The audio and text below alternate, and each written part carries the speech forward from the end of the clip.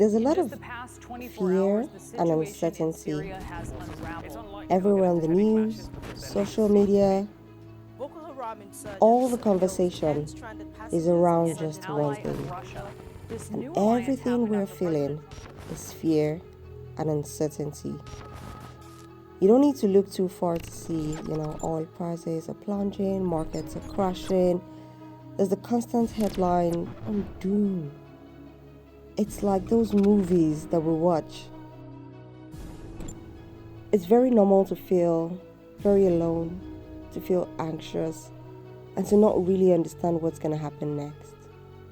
And that's why in today's video, I'll be sharing with you some ways you can take care of yourself in times of uncertainty and fear. I feel personally that this part of the conversation has been left out for way too long.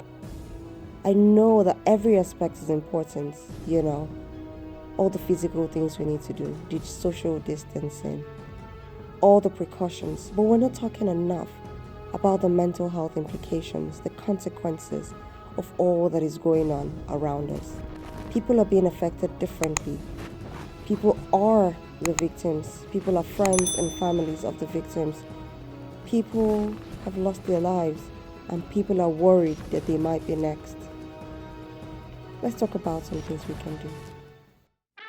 Welcome to Wellbinge, a place for mental health and wellness conscious people. Ever since I got diagnosed with bipolar and post-traumatic stress disorder, I have made it my life's mission to give mental health a voice. Ever since, I have come in contact with over 1,000 mental health stories and founded an award-winning non-profit organization. Because of my work, I have received awards from the Queen of England, Obama Foundation, MTV, and even spoken at international acclaimed conferences like the One Year World. If this is your first time here, my name is Hawa, and I am a mental health coach.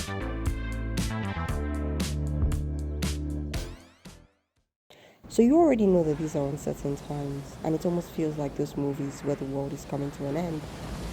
And now we're perhaps stuck indoors and having to self-isolate or quarantine or practice social distancing. I'd like to look at this in a different way, and I'd like to invite you to see how much more we can do with this time. I find that it presents a very valuable time for us to nourish our souls, to self-reflect, to work on ourselves, to give ourselves quality time with us and with our loved ones. Perhaps this is the universe's cry for us to slow down, for us to internalize, and for us to take a break. I'm almost pretty sure that some people have not even stopped all this time, and now they are forced to do so. When you turn on the TV, it's bad news. Podcasts and radio, all talking about the same thing. Social media, don't even go there. If you're on WhatsApp, oh my God, those fear-filled broadcasts fueling our panic, as if all we've heard is not enough. So here's what I'm doing to take care of myself in these uncertain times. So for me, the first thing I do is, as much as possible, I try to start my day very slowly. And prior to now, a lot of people have only known stumbling and rushing out of bed. So this might even feel like a withdrawal. Like, oh my God, what do I do with my life? I'm supposed to be running somewhere. And I would like to think that this is a time that we should slow down, and we need to practice slowing down and living slow lives. So I'd like to stay in bed for a couple of seconds, perhaps minutes, when I wake up, just reflecting and not really triggering my thinking brain to start thinking of all the things that are going on around the world. But I like to give myself some time to just be grateful. To be grateful to be alive, grateful for the bed that I had to sleep on, grateful for the electricity, grateful for the water, grateful for the food and provisions that I have, grateful for the people in my life. I just like to sit down there and take that in. Take a few deep breaths in, and I exhale, and I'm just smiling because I am shifting my perspective from all that is happening out there to all that I already have. So I'd like to do that. And if you notice, I don't even touch my phone. And this is something that I really advise a lot of people to not do, because it's like you finish a very rough day, all the grime and slime and the sweats and everything. You get back home, what you do? You take a shower because you want to wash that off and you go to bed. A lot of times you find that when you take a shower, you have a better sleep. I find that when I stop with my day and I pace myself and I meditate and I do my gratitude and I spend some time in bed, I feel like I'm washing myself off all that is outside in the world, and it gives me that extra bit of time to slowly ease into my day. When I pick up the phone, it feels like I'm adding more grime to where there is already grime. So I like to not touch my phone for the first couple of hours during the day. And if this is hard, it's because we've sort of become addicted to our devices in a very unhealthy way. It's almost like you can't control it. You wake up in the morning, the first thing you do is that you scroll through your WhatsApp, you scroll through your Instagram, scroll through your Twitter, and guess what? All of those things are sifting very slowly into your subconscious, and they are driving your mood, your behavior, your actions for the day. And unknowingly, you become very worried and anxious, and you're snapping and you're filled with fear, and you don't know where it's coming from. So spend a few moments in bed just reflecting on all the good that has happened in your life. Think about all the things you're grateful for. Pick up a gratitude journal. Journal it, I like to write 10 things that I'm extremely grateful for. I just say, thank you for, my friends. Thank you for my family. And I like to say why I'm grateful for them. So thank you for my family because they're an incredible support system. I'm grateful for electricity because it helps the power stay on. And it helps me to do everyday things, even though it's a simple luxury.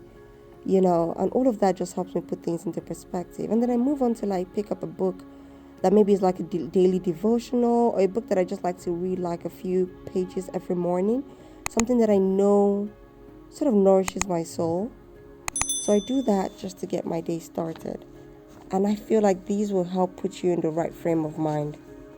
So the next thing that I like to do is to go and pray. And of course, if this is something you do, this is perhaps one of the first things you do in the morning. I go and pray, I read my Quran. I want to connect to God. I want to connect with Allah. I want to feel centered and grounded. And when I'm done with that, I like to go straight into meditation. So for me, I have found a way to integrate prayer and meditation in a way that I feel like when I'm praying, I'm meditating. And when I'm meditating, I am in a state of prayer. So I stay meditating, and I do it very simply. It's just, bringing all my attention and focus to my breath. Feeling my breath go all the way in through my nose, straight down to my throat. It feels like it's passing my mouth, like the back of it. And it goes down to my lungs, and then I take it all the way down into my stomach, and then I release it back all the way out.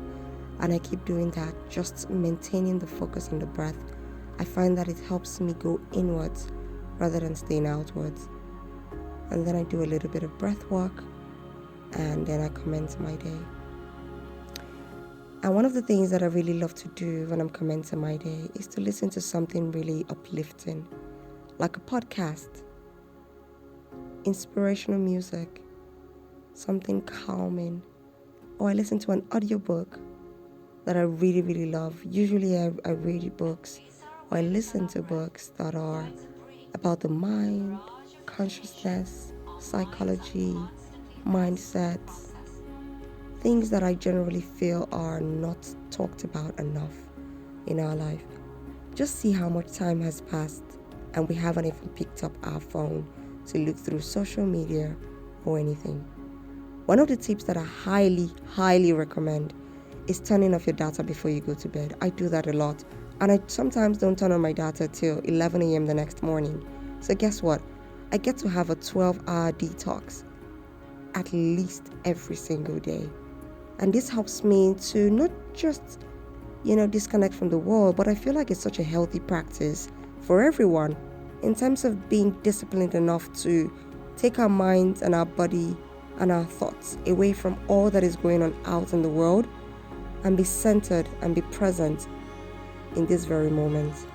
So another thing that I really like to do is I like to clean up my space, fold my clothes, take away things from the way, just ensuring that, things are where they should be. Studies have shown that there is a huge correlation between how our space looks, feels, the colors, the environment of our space, and the state of our mind. And it could also be a reflection of the state of affairs in our lives as well. I also like to get in a cup of tea as well. I just call it tea, but really it's just apple cider vinegar with some warm water, and I use that first thing in the morning before I even think of eating any food.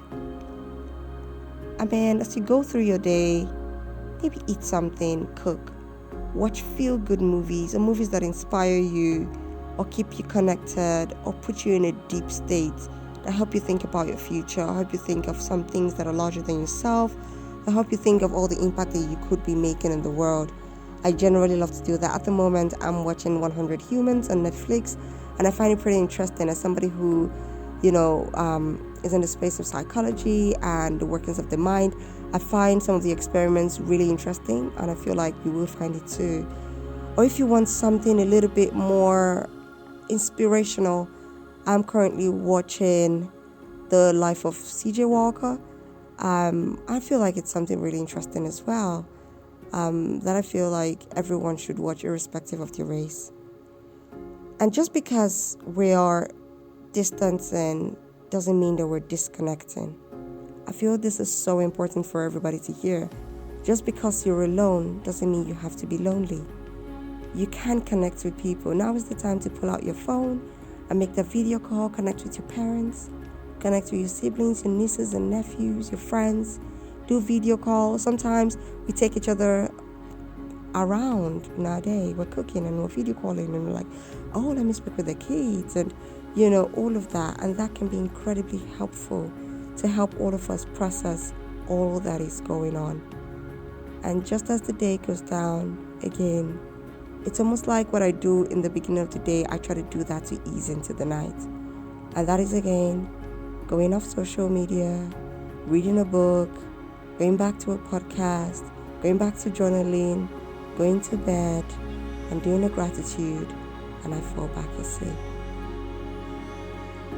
So I really hope that in these times of fear and uncertainty, we learn, we practice, and we grow healthy habits and routines in nourishing ourselves, in a lot of self-reflection, and in building new ways to be centered and present in all of our life.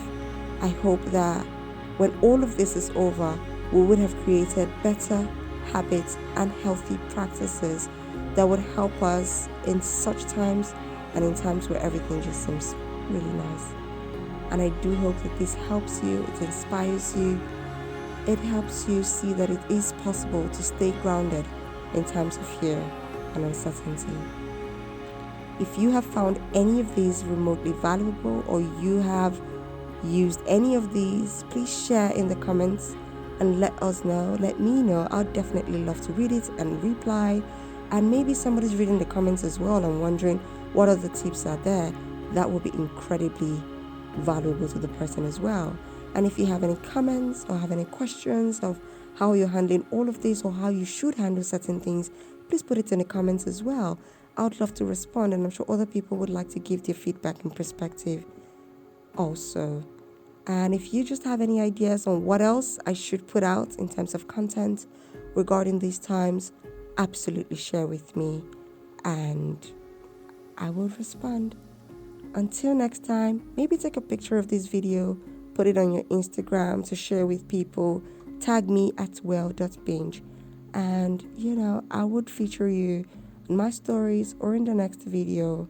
And until then, don't forget to click the like button, hit subscribe, and leave a comment in the comment box. It helps this video to be discoverable, it helps this video to be suggested to others, and it also helps the Instagram algorithm. So thank you so much for this, and take care.